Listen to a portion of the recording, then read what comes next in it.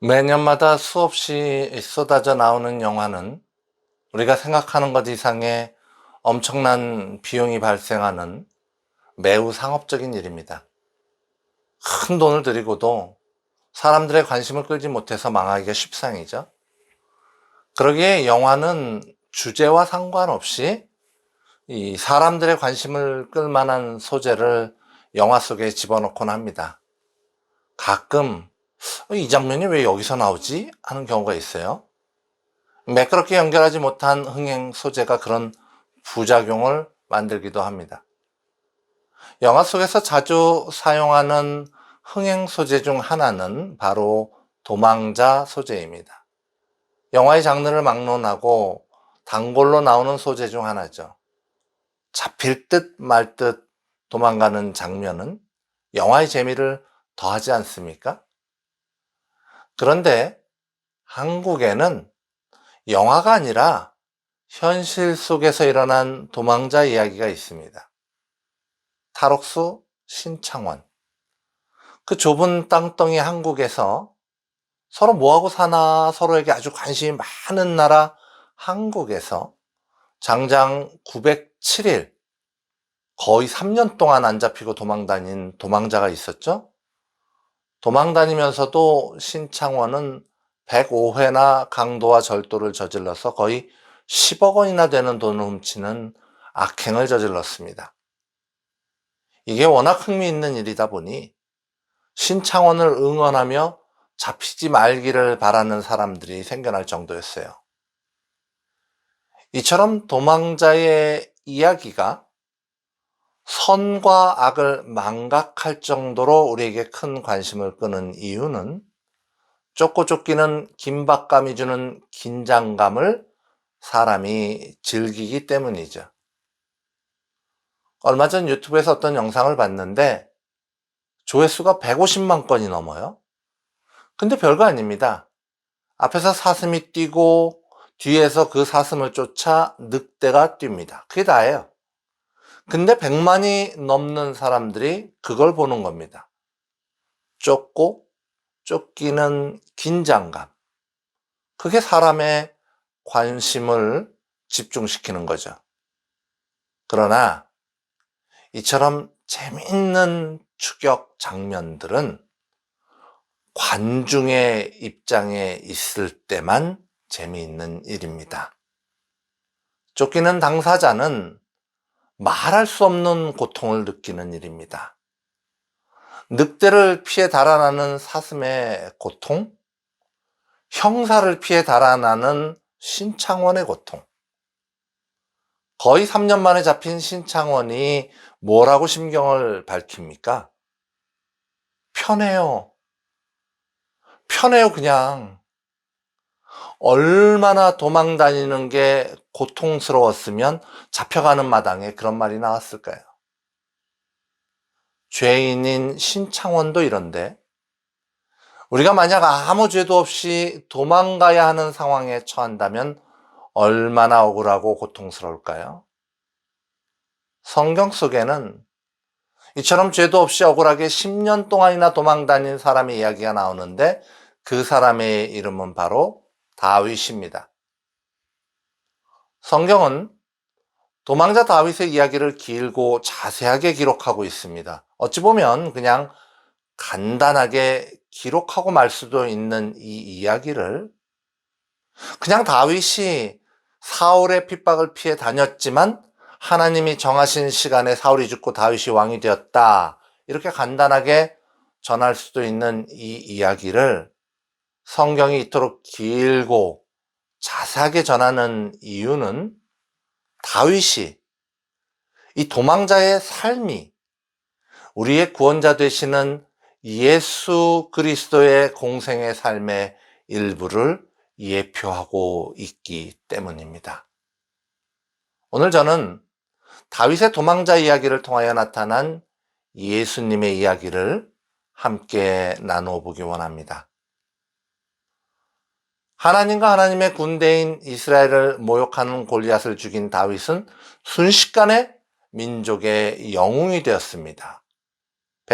백성들뿐만 아니라 왕과 왕자도 다윗을 환영했죠. 사무엘상 18장 2절에서 4절의 말씀입니다. 그날에 사울은 다윗을 머무르게 하고 그의 아버지의 집으로 다시 돌아가기를 허락하지 아니하였고, 요나단은 다윗을 자기 생명같이 사랑하여 더불어 언약을 맺었으며, 요나단이 자기가 입었던 겉옷을 벗어 다윗에게 주었고 자기의 군복과 칼과 활과 띠도 그리하였더라.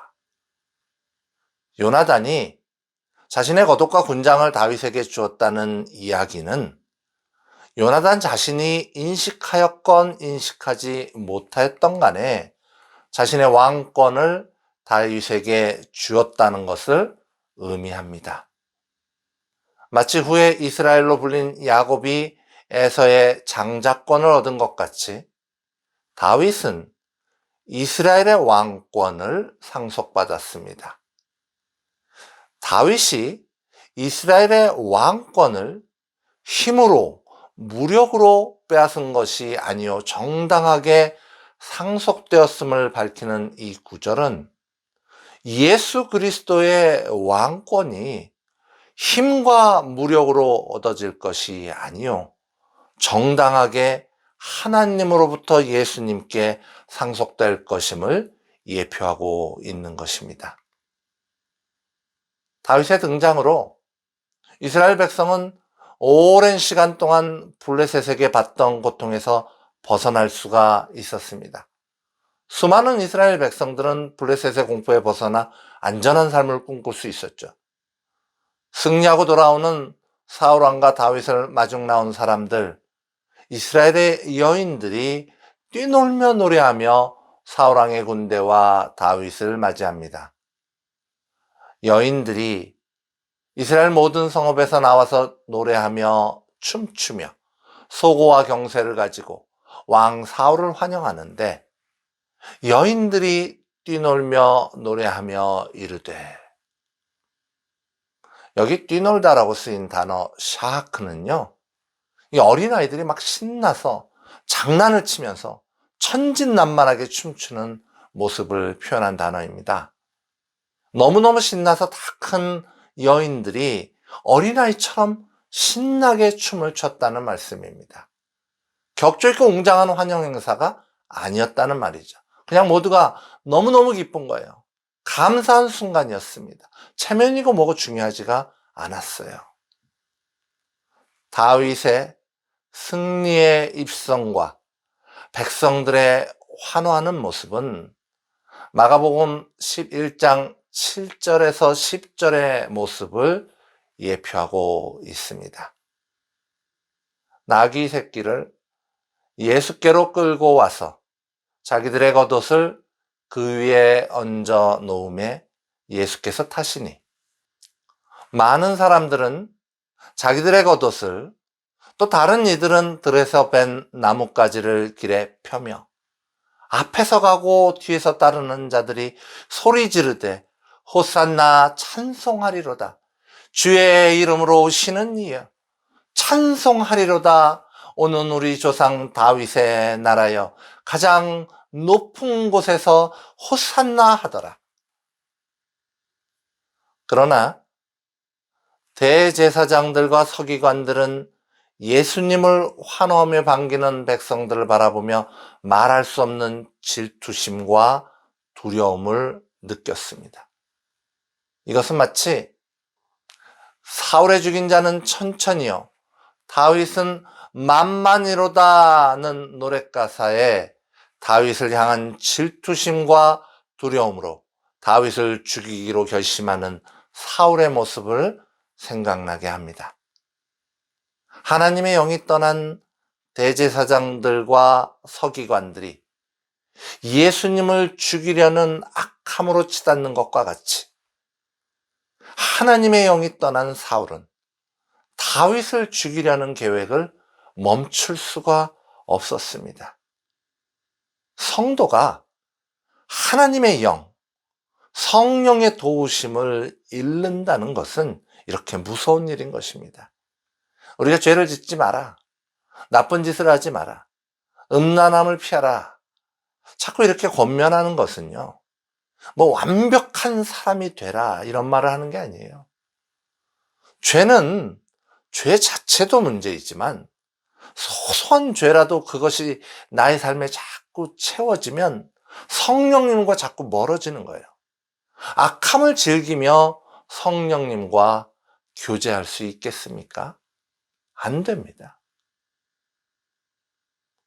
자, 이제 사울왕과 다윗은 죽이려는 자와 피하는 자의 관계가 되었습니다. 그러나 다윗은 자신을 죽이려는 사울왕에게 대들지도 싸우지도 않습니다. 천천을 죽이는 사울에 비해 만만을 죽이는 다윗의 전투력이 훨씬 뛰어났을 텐데 기회를 엿봐 얼마든지 맞서거나 죽일 수도 있었을 텐데 다윗은 사울왕과 맞서지 않습니다. 다윗은 자신을 죽이려는 사울왕을 피해 사무엘이 있는 라마 나요스로 가서 사무엘을 만납니다. 라마 나요스에서 사무엘은 늦게까지 자신을 따르는 생도들에게 하나님의 말씀을 가르치며 지냈는데 하나님의 말씀이 있는 곳, 하나님과 적극적인 교통이 있는 곳으로 다윗이 거처를 옮긴 겁니다. 다윗이 블레셋을 무찌르고 백성들이 갖고 있던 죽음의 공포를 막아낸 후 사울왕과 맞서지 않고 피해 라마나요스로 간 것과 같이 죽은 나사로를 살린 예수님은 자신을 죽이려는 대제사장들과 바리새인들을 피해 에브라임이라는 곳으로 가셔서 제자들과 함께 지내십니다. 그렇다면 예수님이 피하신 에브라임과 다윗이 피한 라마나요스는 무슨 관계가 있을까요? 에브라임 땅 안에 라마나요시 있습니다. 다윗의 도피처가 예수님의 피하심을 예표하고 있다는 말입니다. 라마나요스에서 시작된 다윗의 도망자의 삶은 결코 짧지 않았습니다. 성경은 도망가는 다윗의 여정을 자세히 기록하고 있죠. 사무엘상 21장 10절에 그날의 다윗이 사울을 두려워하여 일어나 도망하여 가드왕 아기스에게로 가니, 가드가 어딘 줄 아시죠? 다윗이 죽인 골리앗의 고향입니다. 자기가 죽인 적장의 고향으로 사울왕을 피해 도망온 다윗은 목숨을 연명하기 위해 미친 척하며 침을 흘림으로 목숨을 부지합니다. 얼마나 창피했을까요? 그 수치스러움이 두고두고 기억나지 않았겠습니까? 많은 이스라엘 백성들에게 사랑을 받으면서도 도망칠 수밖에 없었던 다윗의 여정을 성경은 자세히 기록하고 있습니다. 그는 아둘람 굴로, 헤레스폴로, 그알라로, 황무지 요새와 십황무지 산골로 도망했습니다. 거기서 끝이 아니죠. 십황무지 수풀에서 아라바로, 엥게디 요새로, 엥게디 황무지로, 들염서 바위 근처 굴로, 바랑 광야로, 하길라 산지로, 다시 블레셋 가드왕 마오기의 아들 아기스에게로, 그리고 시글락으로, 그리고 헤브론으로. 수치스럽고 지루할 정도로 오랜 다윗의 도망자의 여정은 다윗의 고통스러운 순간을 고스란히 담아내고 있습니다. 예수님의 공생의 마지막 순간, 겟세마네 동산에서 예수님은 체포되셨습니다. 잡히신 예수님은 가야바의 장인이자 전직 대제사장인 안나스에게 신문을 받으십니다. 안나스의 신문이 끝나자 이제 가야바 앞으로 끌려가 또다시 신문을 받으십니다. 하나님의 아들이심을 밝히시는 예수님께 신성 모독죄로 사형을 선고한 그들은 주먹으로 손바닥으로 예수님의 얼굴을 때립니다. 얼굴에 침 뱉으며 조롱하며 욕합니다. 예수님은 자신의 육신의 동족이여 선택한 백성 이스라엘에게 말할 수 없는 조롱과 고통을 받으십니다. 사형을 집행할 실질적인 권한이 없었던 사내들인 공회는 예수님을 로마 총독 빌라도에게 넘깁니다. 빌라도는 다시 예수님을 유대 분봉한 헤롯에게 넘기죠. 그러나 사형시킬 만한 죄를 발견하지 못한 헤롯 왕은 예수님을 다시 빌라도에게 돌려보냅니다. 군중의 요구에 밀려 빌라도는 예수님의 사형을 허락합니다. 그리고 십자가입니다. 다윗의 수치스럽고 고통스러운 도망자의 삶은 예수님 잡히시던 밤의 수치스러움과 고통스러움을 예표하고 있습니다. 예수님의 고난과 고통의 십자가기를 보면서 우리는 가끔 이런 이야기를 하죠. 그냥 다 없애버리시면 안 됐을까? 예수님은 왜 그냥 당하셨을까? 대제사장, 서기관들, 사내들인 공회, 예수님과 맞서는 그들 모두를 한 번에 없애버리시고 예수님을 따르는 무리들과 새 나라를 세우면 되지 않으셨을까? 모든 사람이 예수님을 죽이려 한 것도 아니고 그저 소수의 사람들이었는데. 이 궁금증은 똑같이 다윗에게도 드는 궁금증입니다. 다윗의 고단한 인생은 어떻게 해야 해결될 수 있습니까? 사울왕만 죽으면 됩니다. 사울왕만 죽으면 돼요. 사울왕이 다윗을 미워해서 그렇지 다윗은 이미 온 이스라엘의 사랑을 받는 국민 영웅이었습니다. 그냥 사울왕이 문제인 겁니다. 그런데 이런 상황 속에서 다윗에게 사울왕을 죽일 수 있는 절호의 기회가 2번이나 찾아오지만 다윗은 사울왕을 죽이지 않았습니다. 다윗이 사울의 추격을 피해 도망가다 어느 굴 속에 숨었는데 사울왕은 그것도 모른 채 그 굴 속으로 볼일을 보려고 들여오죠. 당시 이스라엘 사람들은 볼일을 보려면 무리에서 떨어져 나와서 보는 게 관례였습니다. 사울왕도 예외는 아니었겠죠. 안전하게 볼일을 볼 요량으로 굴 속으로 들어온 거죠. 왕의 권위를 나타내는 겉옷을 벗어서 옆에 잘 치워놓고 볼일을 보았을 겁니다.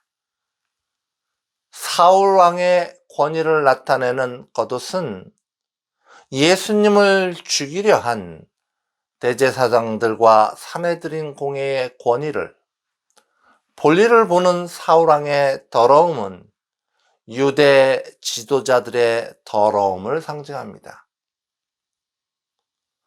왕의 권위를 가지고 있었으나 그러나 더러운 사울을 다윗과 함께 굴 속에 숨어있던 다윗의 부하들이 보고 다윗에게 이렇게 말합니다. 다윗의 사람들이 이르되 보소서, 여호와께서 당신에게 이르시기를 내가 원수를 내 손에 넘기리니 내 생각에 좋은 대로 그에게 행하라 하시더니 이것이 그날이니이다 하니. 우리는 성경 속에서 이런 내용의 예언이 나오는 것을 보지 못합니다. 그러나 어느 시점인가 분명히 이런 예언이 있었고 다윗과 그 부하들은 그 예언을 알고 있었다는 거죠. 그리고 그 이야기는 마치 다윗이 지금 사울을 죽인다 해도 그것이 하나님 앞에서 죄를 짓는 것이 아니라는 말씀처럼 보입니다. 내 생각에 좋은 대로 그에게 행하라 라고 하셨기 때문이죠. 그러나 다윗은 사울왕을 죽이지 않았습니다. 오히려 자신의 부하들을 말리죠. 사무엘상 24장 6절에서 7절의 말씀입니다. 자기 사람들에게 이르되 내가 손을 들어 여호와의 기름 부음을 받은 내 주를 치는 것은 여호와께서 금하시는 것이니 그는 여호와의 기름 부음을 받은 자가 됨이라 하고 다윗이 이 말로 자기 사람들을 금하여 사울을 해하지 못하게 하니라. 여호와께서 금하시다는 의미로 사용된 단어 할렐라는 신성모독을 금하다란 뜻을 가진 단어예요. 사울왕을 죽이는 것이 단지 사울왕이라는 한 사람을 죽이는 것이 아니라 여호와 하나님께 대한 신성모독이 된다는 말씀이죠. 왜 그렇습니까? 이어 나오는 다윗의 말을 통하여 그 이유를 알 수 있습니다. 그런즉 여호와께서 재판장이 되어 나와 왕 사이에 심판하사 나의 사정을 살펴 억울함을 풀어주시고 나를 왕의 손에서 건지시기를 원하나이다. 다윗은 여호와 하나님의 재판장 되심을 알았습니다. 다윗은 하나님이 세우신 자에 대한 심판이 사람의 손에 있지 않음을 알았습니다. 다윗은 자신의 이익을 위해 성급히 하나님의 주권을 빼앗지 않았습니다. 그리고 이것은 자신의 능력의 팔을 들으사 모든 대적자를 죽이지 않으신 채 그저 고통의 길을 걸어가신 십자가를 지신 예수 그리스도의 마음을 예표하는 행동이었습니다. 본래 하나이시나 스스로 낮아지신 예수님은 아버지 하나님의 주권을 신뢰하며 십자가를 지셨기에 구원의 역사를 완성할 수 있었습니다. 만일 그 자리에서 다윗이 사울왕을 죽였다면 무슨 일이 일어났겠습니까? 예수님을 예표하는 다윗 왕이 선왕인 사울이 볼일 보는 틈을 타서 죽인 더럽고 치사한 인물이 되지 않았겠습니까? 거기에 무슨 명예로움이 있겠습니까? 그 자리에서 다윗이 사울왕을 죽였다면 당장은 편했을지 모르지만 자신의 장인을 죽인 패역한 인물로 기억되지 않았겠습니까? 다윗은 자신의 이익을 넘어 하나님을 바라볼 수 있었기에 예수 그리스도를 예표하는 영광스러운 자리에 설 수 있었습니다. 예수 그리스도는 능력의 팔로 대적자를 치지 아니하시고 모든 심판과 구원을 아버지 하나님께 맡기었기에 십자가를 지실 수 있었습니다. 사랑하는 성도 여러분, 심판은 우리에게 달려있는 문제가 아닙니다. 심판자 대신 하나님의 주권을 인정하는 지혜가 우리 가운데 있기를 간절히 소망합니다.